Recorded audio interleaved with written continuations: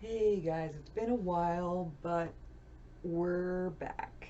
And I'm going to introduce a new segment of Ananda Studio Life that I'm calling ONLYANS. I'm going to go through 30 days of pigments. I'm preparing a pigments class for my class at the Grand Central Atelier, and there's just so much information that I want to include that I don't have time for in the class, so this will be a little bit of fun for you guys and then extra fun for my class members. So let's get started with pigment number one, day number one, ONLYANS, subsegment Ananda Studio Life.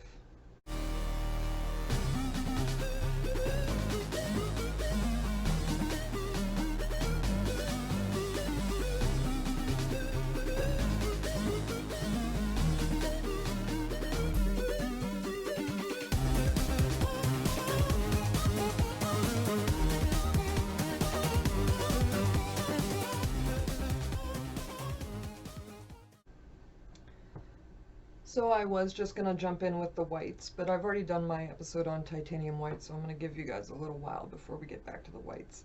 I'm just going to kind of randomly jump around all the pigments that I've ever used, which is 30. um, and at the end, we're going to have one mystery pigment, which I'll let you guys pick. So start thinking about it now. Today is Naples yellow. There's a lot of misconceptions in the world about Naples yellow. It's a really, really solid hue. Pigment. See, there's a difference. This is a Naples yellow hue by Old Holland. And when you read the back, there's a little bit of writing on the side that actually tells you what's in it. So Naples yellow should be, according to the painter's handbook, a lead-based paint. It should be an oxide of lead. But let's see, I'm going to read you exactly what it is. It is an inorganic lead antimonate. But what you usually find when you go to the store, unless you're paying somewhere around $60 for a little 40 milliliter tube, you're going to find a Naples yellow hue, which in the case of Old Holland is number one, zinc oxide. Why don't we want to use zinc? For the fans at home, we don't want to use zinc because it's brittle and it will crack when it dries. It also is the world's slowest white dryer. So, yeah. Number two, titanium dioxide. No.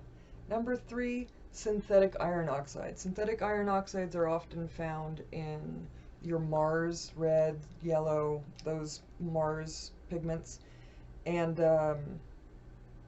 also in some of Michael Harding's umbers. I don't know why he chooses to use the synthetics instead of the naturals, because the naturals are pretty cheap and widely available. I'm sure there's a reason. I don't know it. But a lot of times your Naples yellow hue and a lot of other replacement expensive pigments will just use some hue and a lot of zinc and titanium. I don't know why they always use zinc. I guess because zinc is a little more brilliant than titanium, and so they want to up the brilliance of it. But be wary. Also be wary of like radiant colors, radiant blue, radiant green. They often also have zinc in them.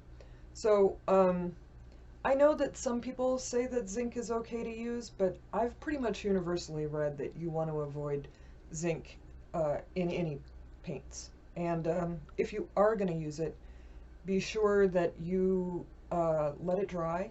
You don't want all this uneven drying time amongst your paint. So I don't know. I never use this. It just exists amongst my paints because I bought it on accident. I definitely didn't mean to buy something with zinc in it. I also just don't like it as a paint. I tried to use it the other day and I was like, this is stupid, throwing you away. But I don't know, somebody wants some Naples hue? It's a Series A. It's not even that expensive. Why should it be? It's just zinc. Yeah, so the real stuff, Michael Harding I know makes one, is really nice. And it dries a lot like lead, and it's a great high value chromatic lightener. So if you want to keep your chroma up, but make it lighter at the same time, Naples Yellow is your friend, but buy the real Naples Yellow. So Naples Yellow, this is episode 1 for you of ONLYANS. I'll see you guys tomorrow. What am I going to do tomorrow? I don't know, but probably Leadton Yellow. All right, see ya.